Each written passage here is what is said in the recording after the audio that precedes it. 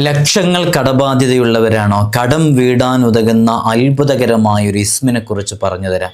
അള്ളാഹുവിൻ്റെ പരിശുദ്ധമായ അസ്മാഉൽ ഹുസ്നയിലെ ഈ ഇസ്മ ജീവിതത്തിൽ പകർത്തുകയാണെങ്കിൽ എത്ര വലിയ കടമാണെങ്കിലും ആ കടങ്ങൾ വീട്ടാനുള്ളൊരു വഴി റബ്ബ് സുബ്ഹാനഹു വ തആല നമുക്ക് തുറന്നു തരാൻ കാരണമാകുന്ന ഒരു ഇസ്മാണ്.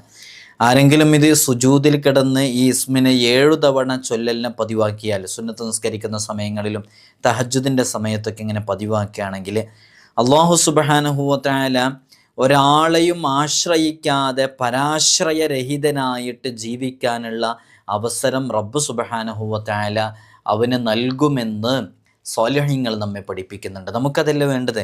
ഒരാളെയും ആശ്രയിക്കാതെ, ഒരാളെ മുമ്പിലും കൈ നീട്ടാതെ അന്തസ്സോടെ അഭിമാനത്തോടെ ജീവിക്കണം.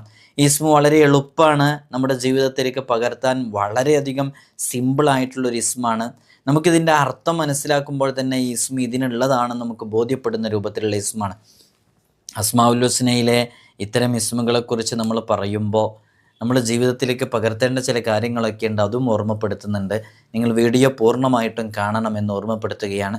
കഴിഞ്ഞ ദിവസം ഒരു ചെറുപ്പക്കാരൻ ഇവിടെ വരികയുണ്ടായി. അദ്ദേഹം പറഞ്ഞു തന്നെ, ഞാനൊരാൾക്ക് ഒരു 4 ലക്ഷം രൂപ അയാൾ കുടുങ്ങിയ സമയത്ത് അയാൾക്ക് കൊടുക്കേണ്ടി വന്നു. നിസ്സഹായാവസ്ഥ കണ്ടു കൊടുത്തതാണ്. പിന്നെ കുറച്ച് കഴിഞ്ഞ് അദ്ദേഹത്തിൻ്റെ സ്വഭാവത്തിൽ മാറ്റം വന്നു. പിന്നെ അയാൾ ഒരു കാരണവശാലും അത് തിരിച്ചു തരാനുള്ള മനസ്സ് കാണിക്കുന്നില്ല. ഇന്ന് 4 വർഷം കഴിഞ്ഞു ഉസ്താദ്, ഇതുവരെയായിട്ട് തന്നിട്ടില്ല. അയാൾ എൻ്റെ ഫോൺ എടുക്കുന്നില്ല, എൻ്റെ നമ്പർ ബ്ലോക്ക് ചെയ്തു എന്നൊക്കെ പറഞ്ഞിട്ട്. ഇത്തരം ഘട്ടങ്ങളിലൂടെയൊക്കെ നമ്മൾ കടന്നു പോയിട്ടുണ്ടാകും. നമുക്ക് കിട്ടാനുള്ള ക്യാഷ് തിരിച്ചു കിട്ടാനൊക്കെ ഇത് ഉപയോഗപ്പെടുത്താം. എന്നിട്ട് അദ്ദേഹം സംസാരമുണ്ട്, ഉസ്താദെ ആ ഒരു വിഭാഗത്തിൽപ്പെട്ട ആളെ കുറിച്ചിട്ട് ഓലെല്ലാവരും അങ്ങനെ തന്നെയാണ് എന്ന് പറയണ്ടായി. നമ്മൾ പറഞ്ഞ് അങ്ങനെ പറയേണ്ട ആവശ്യമില്ല. ഒരാൾ ചെയ്തതിൻ്റെ പേരിൽ എല്ലാവരെയും കുറ്റപ്പെടുത്തുന്നതിൻ്റെ കാര്യമില്ലല്ലോ. ഇൻഷാല്ലാഹ് നമുക്ക് ഇസ്മിനെ കുറിച്ച് പഠിക്കാം. അള്ളാഹു നമുക്ക് പഠിക്കാനും മനസ്സിലാക്കാനും ജീവിതത്തിലേക്ക് ചേർത്ത് വെക്കാനുമുള്ള തൗഫീഖ് നൽകി അനുഗ്രഹിക്കുമാറാകട്ടെ. വിഷയത്തിലേക്ക് പ്രവേശിക്കുന്നതിൻ്റെ മുമ്പ് എല്ലാ ദിവസവും നമ്മൾ സൂചിപ്പിക്കാറുള്ളത് പോലെ തന്നെ നേരിട്ട് കാണാനുള്ള ഡേറ്റ് ചൊവ്വാഴ്ചകളിൽ മാത്രമാണ്. ചൊവ്വാഴ്ച നേരിട്ട് വരാൻ ബുക്ക് ചെയ്യാൻ വിളിക്കേണ്ടത് ഞായറാഴ്ച 10 മണിക്കാണ്. വിളിച്ച് ബുക്ക് ചെയ്തതിന് ശേഷം മാത്രമേ വരാവൂ എന്ന് ഓർമ്മപ്പെടുത്തുകയാണ്. പലരും ബുക്ക് ചെയ്യാതെയും വിളിക്കാതെയൊക്കെ വരുന്നുണ്ട്. അതുകൊണ്ടാണ് നമ്മളിത് പ്രത്യേകമായിട്ട് ബുക്ക് ചെയ്തിട്ടേ വരാവൂ എന്നുള്ളത് പറയുന്നത്. അല്ലാഹു സുബ്ഹാനഹു വ തആല നമുക്ക് തൗഫീഖ് നൽകി അനുഗ്രഹിക്കുമാറാകട്ടെ. ആരെങ്കിലും സുജൂദിൽ കിടന്ന് ഈ ഇസ്മിനെ 7 തവണ ചൊല്ലലിനെ പതിവാക്കിയാൽ അല്ലാഹു അവരെ പരാശ്രയരഹിതനാക്കും.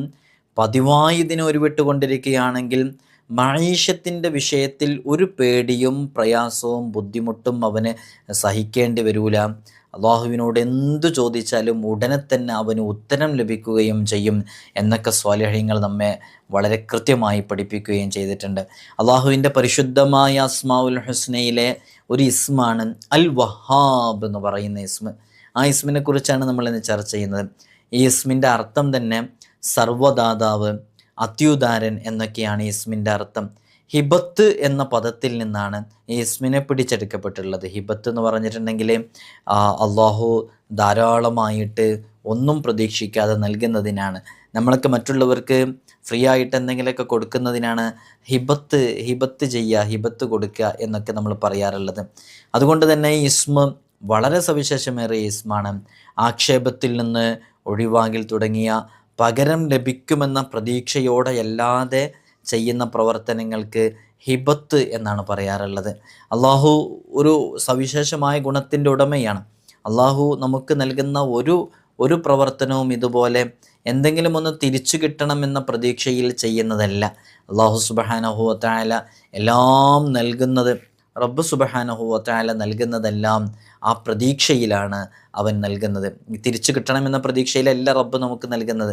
അള്ളാഹു നമുക്ക് നൽകുന്നത് അവനവൻ്റെ അടിയാറുകളായ അടിമകൾക്ക് അനുഗ്രഹം നൽകുന്നു എന്ന രൂപത്തിലാണ്. അപ്പോൾ ഈ ഇസ്മ നമ്മൾ ചൊല്ലുമ്പോൾ നമ്മുടെ ജീവിതത്തിലും ഒരുപാട് അനുഗ്രഹങ്ങൾ ലഭിക്കും. അള്ളാഹുവിൻ്റെ ഔദാര്യം അനുസ്യൂതമായിട്ട് ഈ പ്രപഞ്ചത്തിലെ ഓരോ വസ്തുക്കളിലേക്കും ലഭിക്കുന്നത് പോലെ നമുക്ക് ലഭിക്കുന്നുള്ളതാണ്. അള്ളാഹുവിൻ്റെ സാമീപ്യവും അവനുമായി സന്ധിക്കുന്നതിലും മാത്രം താല്പര്യമുണ്ടാകുകയും സ്വർഗപ്രവേശനമോ നരകമോചനമോ ലക്ഷ്യമാക്കാതെ അള്ളാഹുവിൻ്റെ പൊരുത്തത്തിനായി മാത്രം ദാനം ചെയ്യുകയും ചെയ്യുന്നവനാണ് നമ്മുടെ കൂട്ടത്തിലൊക്കെ ഹിബത്ത് വഹാബ് എന്ന ആ ഒരു പരിതസ്ഥിതിയിലേക്ക് എത്തുന്നത്. അതുകൊണ്ട് തന്നെ ഈ ഇസ്മ നമ്മളോട് ആവശ്യപ്പെടുന്ന ചില കാര്യങ്ങളുണ്ട്. അതെന്താണ്?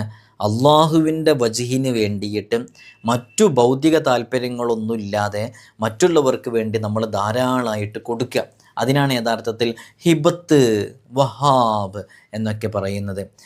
അതിൻ്റെ പരമമായ ലക്ഷ്യം എന്തായിരിക്കും? സുഖലോക സ്വർഗപ്രവേശമായിരിക്കും അങ്ങനെ ചെയ്യുന്ന, അല്ലാതെ മറ്റുള്ളവരെ കാണാൻ വേണ്ടിയിട്ടോ ആരെങ്കിലും അറിയിക്കാൻ വേണ്ടിയിട്ടോ ഇങ്ങനെയുള്ള ഒരു കാര്യത്തിനും വേണ്ടി ആയിരിക്കില്ല. അതുകൊണ്ട് തന്നെ ഈ ഇസ്മിനെ നമ്മുടെ ജീവിതത്തിലേക്ക് ചേർത്ത് വെച്ചാൽ നമുക്ക് എത്ര കടങ്ങളുണ്ടോ, എത്ര ബാധ്യതകളുണ്ടോ, ആ കടങ്ങളും ബാധ്യതകളൊക്കെ പൂർത്തീകരിച്ച് വീട്ടാൻ ഈ ഇസ്മ ഒരു കാരണമാകുന്നതാണ്. ആരെങ്കിലും സുജൂദിൽ കിടന്ന ഈ ഇസ്മ 7 തവണ ചൊല്ലലിനെ പതിവാക്കിയാൽ അല്ലാഹു സുബ്ഹാനഹു വ തആല പരാശ്രയരഹിതനായി ജീവിക്കാനുള്ള അവസരങ്ങൾ അവന് നൽകും. പതിവായി ഇതിനൊരുവിട്ടുകൊണ്ടിരിക്കുന്നവർക്ക് മഴീഷത്തിൻ്റെ വിഷയത്തിൽ, അവൻ്റെ ജീവിതത്തിൻ്റെ ചെലവിൻ്റെ വിഷയത്തിൽ ഒരു പേടിയും പേടിക്കേണ്ട ആവശ്യം ഉണ്ടാകില്ല. അള്ളാഹുവിനോട് ചോദിച്ചാൽ ഉടൻ അവൻ ഉത്തരം നൽകും. ഇതൊക്കെ എത്രയോ സ്വാലിഹീങ്ങൾ വളരെ കൃത്യമായി പഠിപ്പിക്കുകയും ചെയ്തിട്ടുണ്ട്. നമ്മുടെ ജീവിതത്തിൽ നമുക്ക് ഇത്തരം ഇസ്മുകളൊക്കെ പതിവാക്കാം, അത് ചേർത്ത് വെക്കാം. നമ്മളത് ചൊല്ലുന്നതിനനുസരിച്ച് അതിൻ്റെ പ്രതിഫലമൊക്കെ നമുക്ക് ലഭിക്കുകയും ചെയ്യും. അതുകൊണ്ട് തന്നെ ഇത് സൂഫിയാക്കളിൽ, ആധ്യാത്മിക ലോകങ്ങളിൽ ജീവിക്കുന്നവരിലൊക്കെ അവരൊക്കെ പതിവാക്കുന്നൊരു ഇസ്മും കൂടെയാണ്. നമ്മുടെ ജീവിതത്തിലേക്ക് നമുക്ക് ചേർത്ത് വെക്കാവുന്നതാണ്. അതുകൊണ്ട് തന്നെ അസ്മാഉൽ ഹുസ്നയിലെ ഓരോ ഇസ്മുകളും വളരെ പവർഫുള്ളാണ്. ഇപ്പോൾ ഈ ഇസ്മ നമ്മളിങ്ങനെ പറഞ്ഞു, ഇത് വളരെ ആത്മാർത്ഥമായിട്ട് നല്ല സ്വാലിഹീങ്ങളായ ആളുകളൊക്കെ, ഇത് നല്ല രൂപത്തിൽ നടക്കാൻ ഉദ്ദേശിക്കുന്ന ആളുകളൊക്കെ അത് പതിവാക്കുകയാണെങ്കിൽ വളരെ പെട്ടെന്ന് നമുക്ക് കാര്യങ്ങളൊക്കെ, നമ്മുടെ ജീവിതവും നമ്മൾ ഇതിനനുസരിച്ച് ഇങ്ങനെ ക്രമപ്പെടുത്തിക്കൊണ്ടേയിരിക്കണം. അപ്പോഴാണ് അതിൻ്റെ കാര്യങ്ങളൊക്കെ നമുക്ക് മനസ്സിലാക്കാനും അറിയാനൊക്കെ സാധിക്കുകയുള്ളൂ. നമ്മൾ വളരെ കൃത്യമായത് മനസ്സിലാക്കേണ്ടതാണ്. ഏത് കാര്യങ്ങളിലേക്കും സ്വയം പര്യാപ്തതയിലേക്ക് എത്താനും വിഷമങ്ങളും പ്രയാസങ്ങളും കഷ്ടതകളൊക്കെ നീങ്ങിക്കിട്ടാനും ഈ ഇസ്മ പതിവായിട്ട് നമ്മൾ ചൊല്ലിയാൽ മതി. അള്ളാഹു നമുക്ക് തൗഫീഖ് നൽകട്ടെ. അൽ വഹാബ് എന്ന് പറയുന്ന ഇസ്മ, ഈ ഇസ്മ നമ്മളിതിനെക്കുറിച്ച് പറയുമ്പോൾ, ഓരോ ഇസ്മിനെക്കുറിച്ച് പറയുമ്പോഴും ആ ഇസ്മിൻ്റെ അദദ് എത്രയാണെന്ന് നമ്മൾ വിശദീകരിക്കാറുണ്ട്. ഇതിൻ്റെ അദദ് വഹാബ് എന്ന് പറയുമ്പോൾ വാവ് 6 ഹ 5, അലിഫ് 1, ബ 2, അങ്ങനെ ആകെ 14 ആണ് ഇതിൻ്റെ അദദ് എന്ന് പറയുന്നത്. ആ സംഖ്യ അനുസരിച്ച് നമുക്കിത് പതിവാക്കാവുന്നതാണ്. ഇനി അങ്ങനെ പതിവാക്കാൻ പറ്റുന്നില്ല എന്നുണ്ടെങ്കിൽ നമുക്ക് എങ്ങനെയാണോ ഇത് പതിവാക്കാൻ പറ്റുന്നത്, ഇപ്പോൾ ഈ പറഞ്ഞതുപോലെ സുജൂദിൽ കിടന്നിട്ട് 7 തവണ ചൊല്ലുന്നത് വേണമെങ്കിൽ നമുക്ക് പതിവാക്കാം. അങ്ങനെയൊക്കെ നമുക്ക് ചെയ്യാവുന്നതാണ്. നേരത്തെ നമ്മൾ തുടക്കത്തിൽ പറഞ്ഞല്ലോ, ചില ആളുകൾ എന്തെങ്കിലുമൊക്കെ ചെയ്യുമ്പോഴേക്ക് ചിലപ്പോൾ പറയും അവരെല്ലാവരും അങ്ങനെ തന്നെയാണ്, ടീച്ചർമാരൊക്കെ അങ്ങനെയാണ്, ഉസ്താദുമാരൊക്കെ അങ്ങനെയാണ്, ആ ബാങ്കിലുള്ളവരെല്ലാവരും അങ്ങനെയാണെന്നൊക്കെ പറയും. അങ്ങനെയൊന്നും നമ്മൾ എന്തെങ്കിലും ഒരു ദുരനുഭവം ഒരാളുടെ അടുക്കലിൽ നിന്നുണ്ടായതുകൊണ്ട് നമ്മളെല്ലാവരെയും അതേപോലെ ആക്ഷേപിക്കാൻ പാടില്ല എന്നുള്ളതാണ്. അത് ശരിയായ രീതിയല്ല. ഏതെങ്കിലും ഒരു വ്യക്തി നമ്മെ ചതിച്ചിട്ടുണ്ടെങ്കിൽ അയാൾ ചതിയനാണെന്ന് പറയല്ലാതെ എല്ലാവരും ചതിയനാണെന്ന് പറയുന്ന രൂപവും രീതിയും ശരിയല്ല. അങ്ങനെ ചെയ്യാൻ പാടില്ല എന്നുള്ളതാണ്.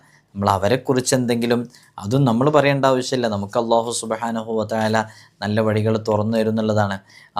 ഹബീബായ സ്വല്ലല്ലാഹു അലൈഹി വസല്ലം തങ്ങളുടെ ജീവിതത്തിലും അങ്ങനെ തന്നെയാണല്ലോ. നമ്മളൊരാളുടെ വേഷം കണ്ടിട്ടോ അവരുടെ സംസാരം കണ്ടിട്ടോ ഒന്നും വിലയിരുത്തുന്നത് ശരിയല്ല. അവരുടെ ഉള്ളിൽ നന്മകളുടെ അംശങ്ങളുണ്ടായേക്കാം. മുത്തുനബി സല്ലല്ലാഹു അലൈഹി വസല്ലം തങ്ങളുടെ ഒരു ജൂത സ്ത്രീ വന്നിട്ട് ഹബീബായ സല്ലല്ലാഹു അലൈഹി വസല്ലം തങ്ങളുടെ വീട്ടിലേക്ക് ക്ഷണിക്കുകയും തങ്ങളെ വീട്ടിലേക്ക് ക്ഷണിക്കുകയും വിഷം പുരട്ടിയ മാംസം നൽകുകയും ചെയ്തു. ആ വിവരം അല്ലാഹു സുബ്ഹാനഹു വ തആല മുത്തുനബി സല്ലല്ലാഹു അലൈഹി വസല്ലം തങ്ങൾക്ക് വഹ്യ് മുഖേന അറിയിച്ചു കൊടുത്തിട്ടുണ്ട്, നമുക്കൊക്കെ അറിയാം. അപ്പോൾ ഈ അറിയിച്ചു കൊടുത്തതിൻ്റെ പേരിൽ നബി സല്ലല്ലാഹു അലൈഹി വസല്ലം തങ്ങൾ അവരോട് മോശമായിട്ട് പെരുമാറുകയോ പൗരുഷമായിട്ട് പെരുമാറുകയോ ഒന്നും ചെയ്തിട്ടില്ല. നല്ല രൂപത്തിലാണ് പെരുമാറിയിട്ടുള്ളത്. നമ്മുടെയും സ്വഭാവ രീതി അങ്ങനെ തന്നെയാണ് വേണ്ടത്. നല്ല രൂപത്തിൽ പെരുമാറുക, ആരെയും വെറുപ്പിക്കാതിരിക്കുക, ആരെയും ഇഷ്ടപ്പെടാത്ത കാര്യങ്ങൾ, മറ്റുള്ളവർക്ക് ഇഷ്ടപ്പെടാത്ത കാര്യങ്ങൾ പറയാതിരിക്കുക എന്നൊക്കെ നമ്മൾ നമ്മുടെ ജീവിതത്തെ ക്രമപ്പെടുത്തി അള്ളാഹ് ഇഷ്ടപ്പെടുന്ന രൂപത്തിൽ നമ്മുടെ ജീവിതത്തെ ക്രമപ്പെടുത്തി മുന്നോട്ട് പോയാൽ ഏതു ഖൈറിൻ്റെ വാതായനങ്ങളും നമുക്ക് മുമ്പിൽ തുറന്നു കിട്ടാൻ അത് കാരണമാകും. അള്ളാഹു നമുക്ക് തൗഫീഖ് നൽകി അനുഗ്രഹിക്കുമാറാകട്ടെ. വിഷമങ്ങളും പ്രയാസങ്ങളും ബുദ്ധിമുട്ടുകളൊക്കെ റബ്ബ് സുബ്ഹാനഹു വ തആല നമുക്ക് നീക്കം ചെയ്ത് നമുക്ക് റാഹത്തും സന്തോഷമൊക്കെ നൽകട്ടെ. സാമ്പത്തിക ഇടപാടൊക്കെ നടത്തുമ്പോൾ നമ്മൾ ശ്രദ്ധിക്കേണ്ടത്, അത് പ്രധാനമായിട്ട് നമ്മൾ മനസ്സിലാക്കേണ്ടത്, ഒരാൾ നമ്മളോട് പിണങ്ങി നിൽക്കുന്ന സമയം, യാത്ര ചെയ്യുന്ന സമയം, അതേപോലെ തന്നെ സാമ്പത്തിക ഇടപാട് നടക്കുന്ന സമയം. ഈ 3 സമയങ്ങളിൽ ഒരാളുടെ ശരിയായ സ്വഭാവം നമുക്ക് മനസ്സിലാക്കാൻ പറ്റുമെന്നുള്ളതാണ്, അയാളുടെ തനി രൂപം എന്താണെന്നുള്ളത്. സാമ്പത്തിക ഇടപാടൊക്കെ നടത്തുമ്പോൾ വളരെയധികം ശ്രദ്ധിക്കണം. എന്തിനു വേണ്ടിയിട്ടാണ് അത് ചോദിക്കുന്നത്, ഇപ്പോൾ അവർക്കത് ആവശ്യമുണ്ടോ, നമ്മൾ ഇങ്ങോട്ട് വാങ്ങിക്കുമ്പോഴും നമ്മൾ അങ്ങോട്ട് കൊടുക്കുമ്പോഴൊക്കെ ശ്രദ്ധിക്കേണ്ടതാണ്.